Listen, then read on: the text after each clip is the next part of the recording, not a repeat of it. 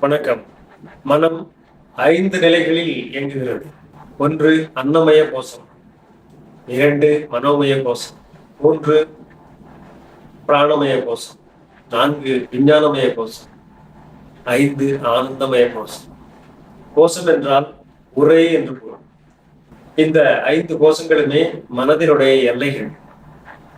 ஒரு உதாரணத்திற்கு குழந்தையை பற்றி எண்ணும் பொழுது மனம் அன்னமய கோஷத்தில் இயங்குகிறது. ஒரு கருத்தை பற்றி எண்ணும் பொழுது மனம் மனோமய கோஷத்தில் இயங்குகிறது. தியானத்தில் அமர்ந்து மனதை உயிரின் மீது வைத்து எண்ணுகின்ற பொழுது மனம் பிராணமய கோஷத்தில் இயங்குகிறது.